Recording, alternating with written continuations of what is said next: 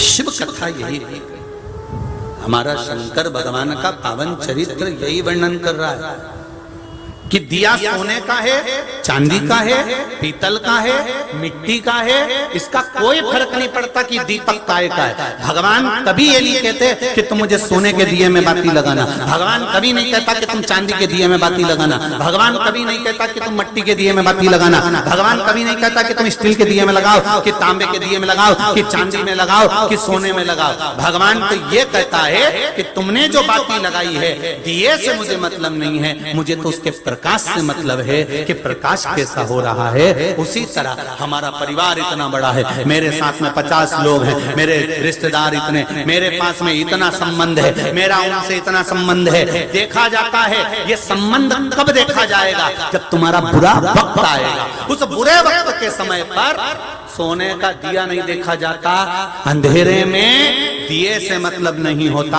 अंधेरे में प्रकाश से मतलब होता है। उसी तरह शिव महापुराण की कथा कहती है बुरे समय में मित्र, परिवार, कुटुंब, कबीला कैसा है, ये बुरे वक्त में अंधेरे में मालूम पड़ता है कि प्रकाश कितना है। सोना और चांदी से दीप का महत्व नहीं, सोने चांदी से दीप की महत्वता नहीं। आज में, परिवार में, कुटुंब में, अपने गांवों में, अपने नगर में, अपने खेड़े में, अपने क्षेत्र में हमें ये नहीं देखना कि कौन बुरा कौन अच्छा, हमें तो ये देखकर चलना चाहिए कि कौन भगवान की भक्ति में लगा है, कौन सनातन धर्म के उत्थान में लगा हुआ है, कौन भगवान की अविरल भक्ति का आनंद कर रहा है। हमें उससे मतलब नहीं है कौन क्या है, हमें मतलब है हमारा सनातन धर्म कैसे अग्रण्य हो।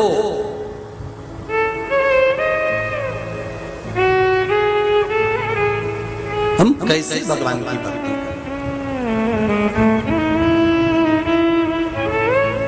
मंथन के समय पर, जिस समय पर देवता और राक्षसों ने मिलकर मंथन किया, शेषनाग की नेति बनाकर सुमेरु पर्वत का रई बनाकर जब मंथन करना प्रारंभ करा, उस मंथन में सबसे पहले निकला था विष। विष के पहले भी निकली थी गौ माता, विष दूसरे नंबर पर, पहले निकली है गाय, और एक गाय नहीं निकली थी, 5 गाय निकली थी। कितनी गाय निकली हैं? 5। नंदा, सुभद्रा, सुरभि, सुशीला और बहुला, ये 5 गाय निकली जिनको कामधेनु कहा गया। 5 गौ माता विष निकलने के पहले प्रकट हो गई। कारण क्या है?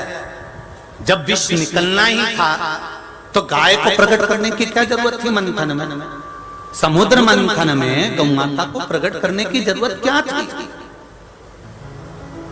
क्योंकि भगवान को मालूम है कि विष निकलेगा, जो पिएगा उसका कंठ जलेगा, कंठ की जलन को अगर कोई रोक सकता है तो गौ माता का दूध रोक सकता है,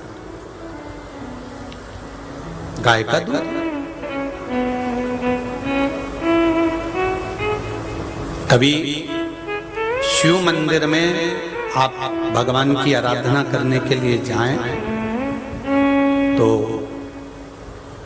जाकर निवेदन करें, जो दूध आप खरीदते हो चढ़ाने के लिए, भले एक बूंद दूध मिले पर गौ माता का मिले, देसी गाय का दूध मिले। एक बूंद भी दूध अगर शंकर पर देसी गाय का चढ़ा दिया तो हजारों महामृत्युंजय मंत्र के बराबर पुण्य प्राप्त होगा।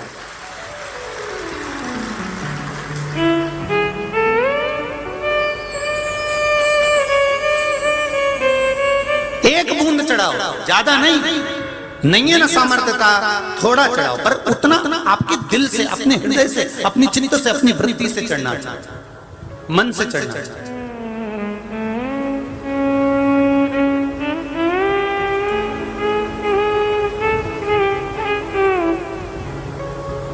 एक बूंद चढ़े हम शंकर जी के मंदिर जा रहे हैं, हम शिव जी के मंदिर में जा रहे हैं, हम भगवान के दर्शन करने जा रहे हैं। ढेर सारी दूध की दुकान लगी हुई है।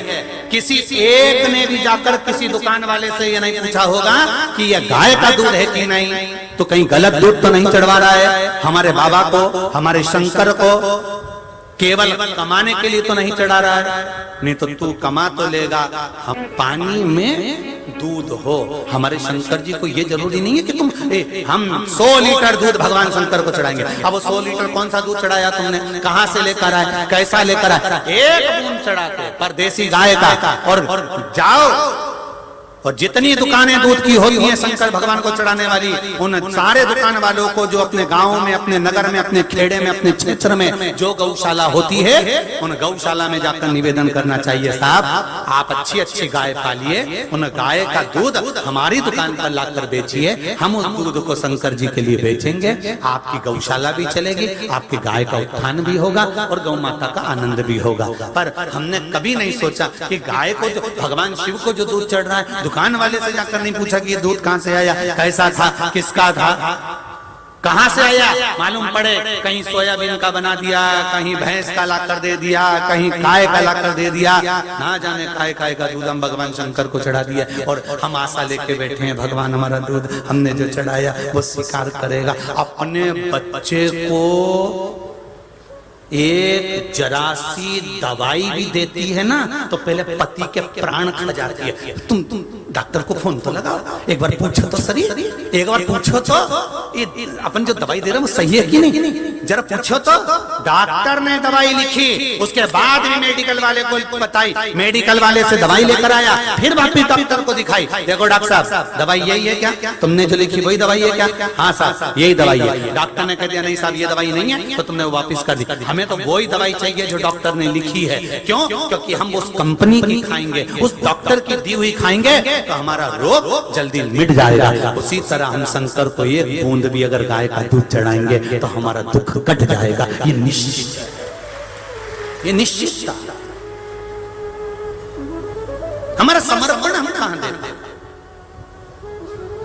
इतना नकली का युग आ गया, इतना नकली का युग आ गया कि घर में खाने का घी अलग आता है और हवन में डालने का घी अलग आता है। उस पे लिखा रहता है पूजन पाठ का घी, और उस पूजन पाठ के घी को एक रोटी में लगाकर खा तो लेना, 4 दिन तक उल्टी करते रहोगे और विचार कर रहे हो मैंने हवन करवाया था, पंडित जी आए थे, यज्ञ अच्छा हुआ था, हवन बहुत अच्छा हुआ था, इसका फल 4 गुना अच्छा मिलेगा। मालूम पड़े और डाउन हो गए, अब होना था नीचे। अब पंडित जी के प्राण खा रहे, तुमने तो करवाया था, तुम्ही तो बताया, तुम्ही तो कहा था, दिल से करते तो मिलता। एक पत्र आया, इस पत्र में कहा निस्वार्थ भाव से, हमें कुछ बाबा से मांगना नहीं है, हम निस्वार्थ भाव से भगवान के मंदिर में जाए, हम निस्वार्थ भाव से बाबा को कहें और दिल से कहें, वो सुनेंगे। शिव पुराण कह रही है महाराज, 3 भगवान शंकर जब मंथन के समय पर निकला तो सर्वप्रथम गौ माता निकली। गाय को निकालने का कारण केवल इतना था कि इसके पीछे जो विष निकलेगा वो विष गाय का दूध उस विष को दबा देगा। देखिए कितना सुंदर वृत्तांत वर्णन किया गया है। अगर रोग दिया है परमात्मा ने तो उसकी औषधि भी इस पृथ्वी पर दी है, इस पृथ्वी पर औषधि दी है। ऐसा नहीं कि औषधि नहीं है। शंकर भगवान पर अगर आप जल चढ़ा रहे हैं, शिव जी पर आप बेलपत्र चढ़ा रहे हैं, और कौन सी बेलपत्र खाना, आपके यहाँ थोड़ा सा महाराष्ट्र में हमने देखने को मिला कि 6 पत्ते की 7 पत्ते की बेलपत्र बहुत सारी मिल जाती है, 8 पत्ते की बेलपत्र बहुत सारी मिल जाती है। पर हमारा निवेदन है 3 पत्ते के वृक्ष के अंदर जो बेलपत्र लगे, 4 पत्ती की, 5 पत्ती की, 7 पत्ती की, हमने कथा में कहा है वो मूल है, उसकी मूलता है महाराज। हम उसकी मूलता को हम जाने। और एक बात का और स्मरण रहे, खाने के लिए जो बेलपत्र हम जी जी भगवान हम जो बेलपत्र खाते हैं भगवान शंकर पर चढ़ी हुई, वो 3 की बनी हुई एक बेलपत्र वाली नहीं खाना। कई बेलपत्र आपने